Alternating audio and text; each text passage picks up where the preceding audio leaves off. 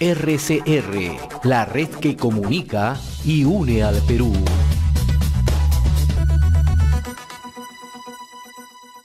Comentábamos, está celebrando en la presente semana el Día de la Cardiología Peruana, ¿no? Por esta razón, nos visita en los estudios de RCR, Red de Comunicación Regional, el doctor Franz Soplopuco, el cirujano cardiovascular, miembro del Comité de Trasplante del Instituto Nacional Cardiovascular, INCOR, una institución muy reconocida en el país y a nivel internacional y que forma parte de E-Salud. Doctor, qué gusto saludarlo, gracias por atender esta invitación de Enlace Regional y RCR. ¿Cómo está? Al contrario, muchas gracias por haberme invitado. Bien, siempre es bueno en esta celebración, el Día de la Cardiología Peruana, recordarle a la población que las enfermedades cardiovasculares son la primera causa de mortalidad en todo el mundo, ¿no? Y nuestro país, me imagino que tampoco está exento de ello, ¿no? Así es.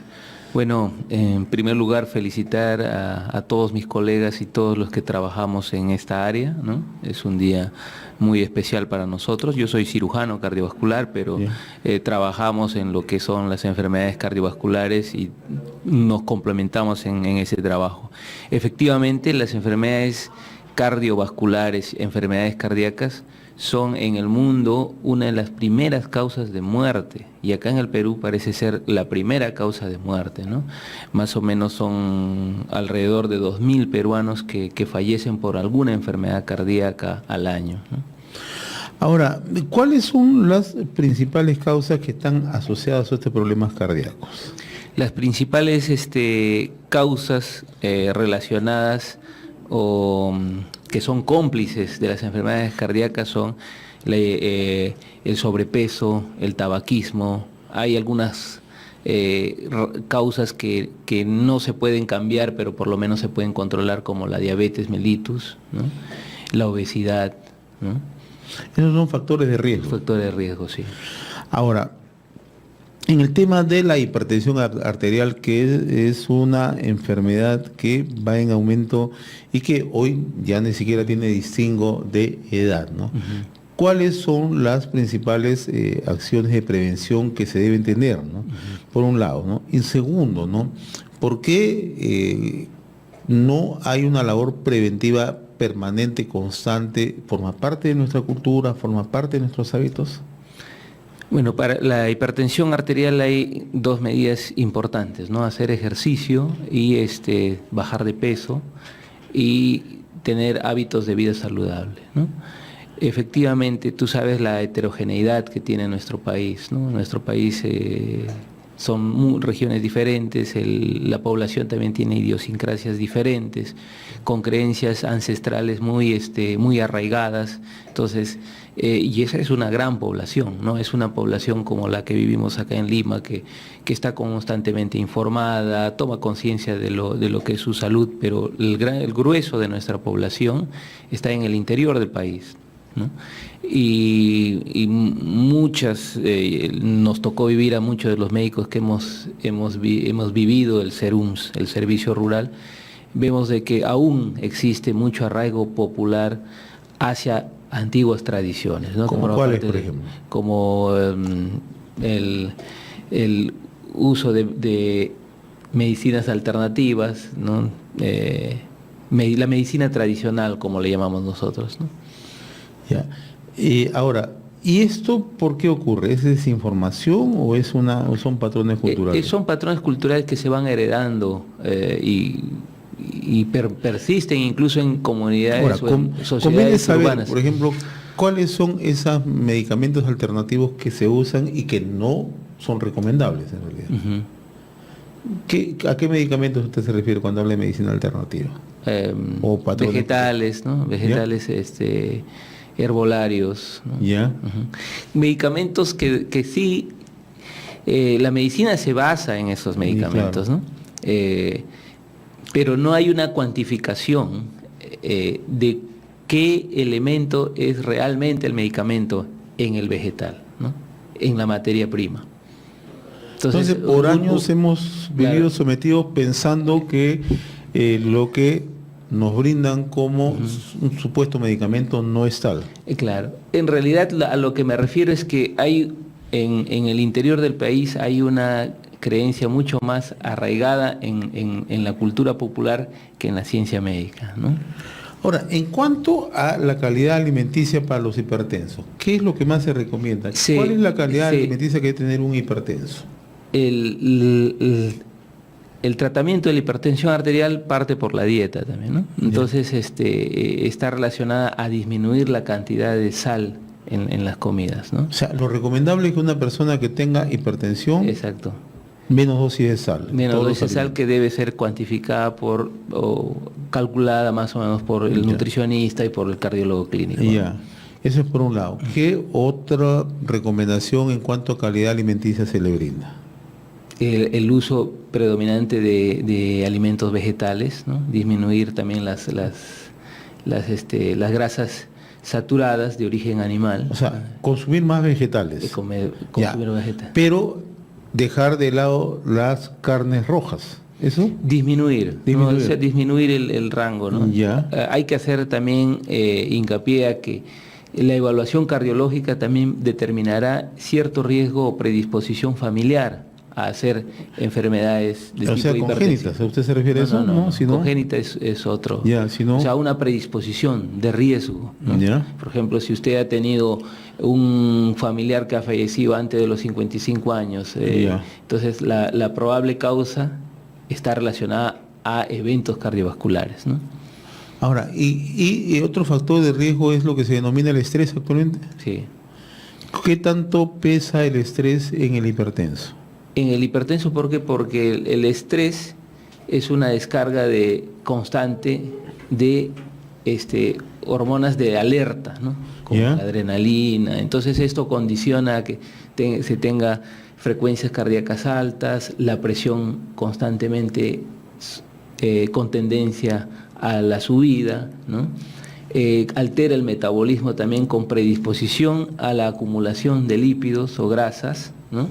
Que puede llevar también hacia la obesidad. Y la obesidad también genera un riesgo incrementado para la hipertensión. O sea, aquella persona que es hipertenso de por sí está propensa a ser obeso. Así es.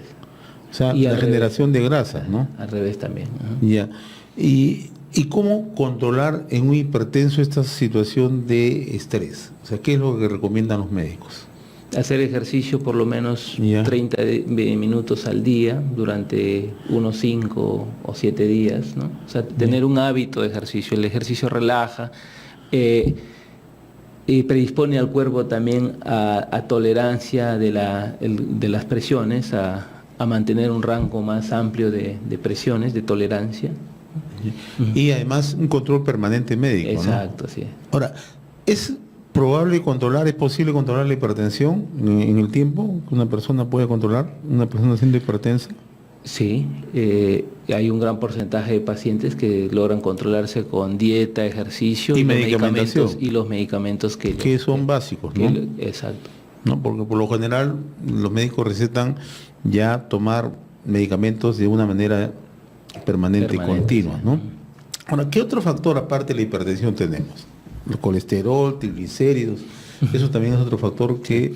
Están muy ligadas estas enfermedades, ¿no? La diabetes, hipertensión y la aterosclerosis, o sea, la consecuencia de una mala gestión de los lípidos, o sea, de las grasas en el cuerpo e incluso de los azúcares o carbohidratos en el cuerpo, que llevan a la enfermedad de la aterosclerosis, ¿no? La aterosclerosis es la formación de placas de colesterol en el vaso sanguíneo, en la pared del vaso sanguíneo. Entonces, es un círculo vicioso, ¿no? Un mal metabolismo del colesterol, de las lipoproteínas, llega al depósito de colesterol y de las lipoproteínas en la pared de las arterias. Ese lugar no es normal, ¿no? Entonces el cuerpo reacciona como si fuera un cuerpo extraño. Entonces genera una inflamación en ese lugar y empieza a degenerar la placa. Esas placas de colesterol crecen, pero no crecen hacia afuera, crecen hacia adentro. Entonces los vasos sanguíneos tienen un lumen, un espacio por donde pasa la sangre.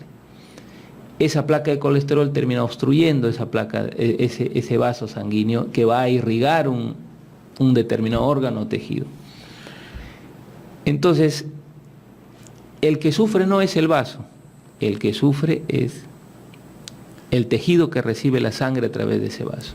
Ese tejido puede ser el cerebro, puede ser el miocardio, puede ser el tejido renal o las piernas, que son las localizaciones que tienen una implicancia clínica más importante de la aterosclerosis. ¿En las piernas cómo afecta eso?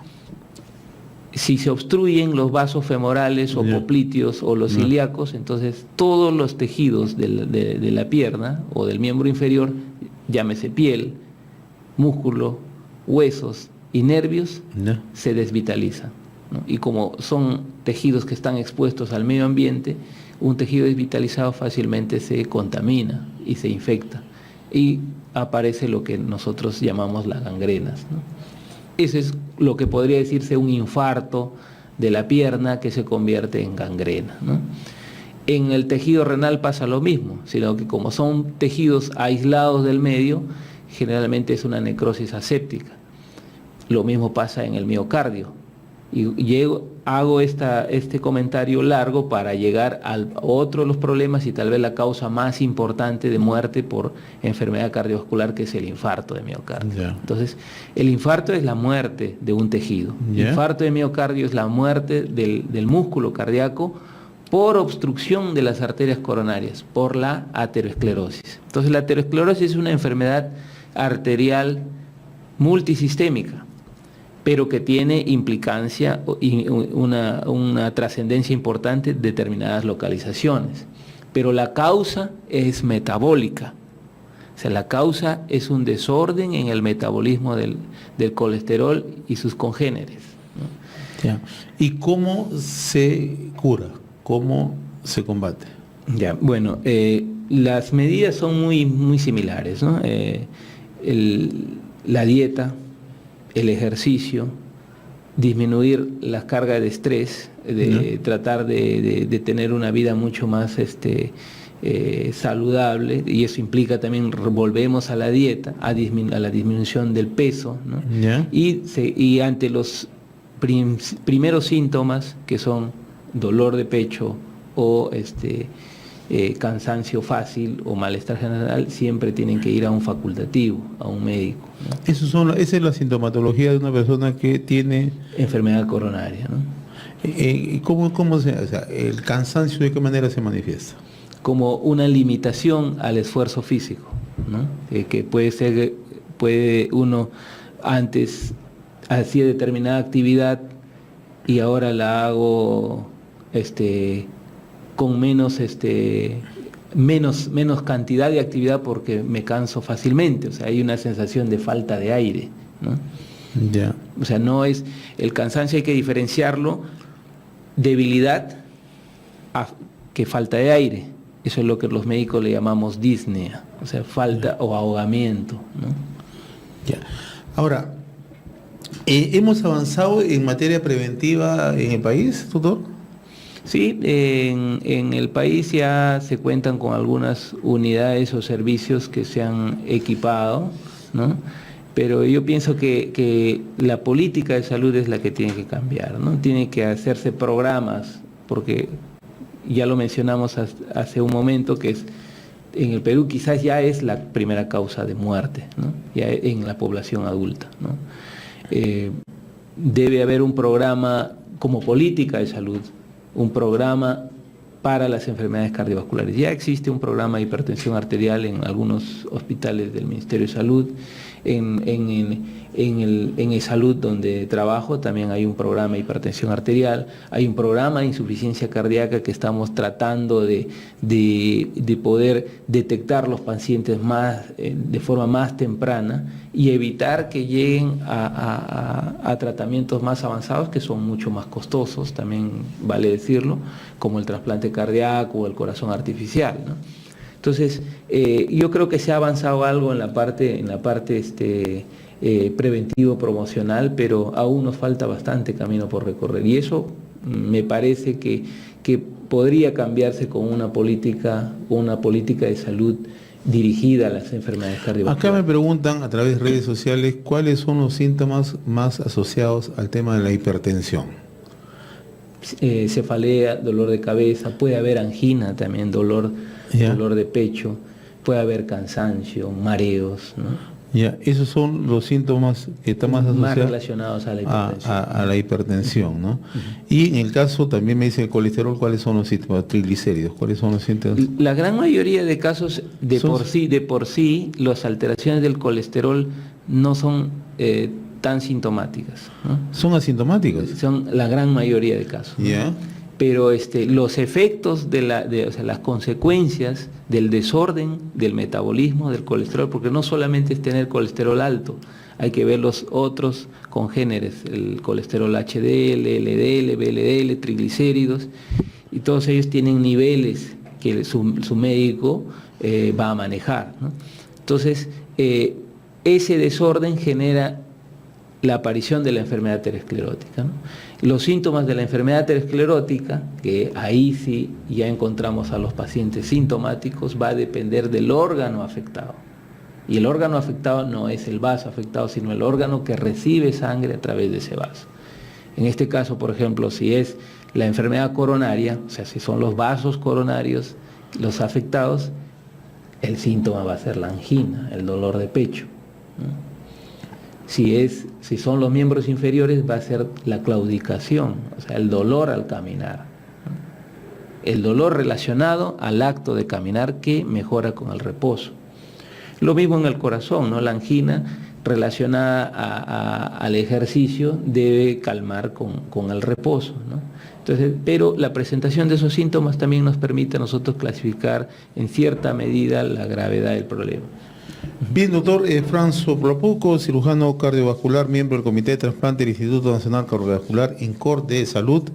Muy agradecido por acompañarnos en esta parte del programa, saludarlos a usted, en nombre suyo, a sus colegas. Hoy es el Día de la Cardiología Peruana, y en realidad, sobre todo, destacar el trabajo que se cumple en el Instituto Nacional Cardiovascular INCOR, que es una institución muy reconocida, no solamente a nivel nacional, sino también a nivel internacional. Muchas gracias, mi estimado doctor Sopropuco. Muchas gracias, y recordarles también a la audiencia que es importante cambiar los hábitos de vida saludable, ¿no?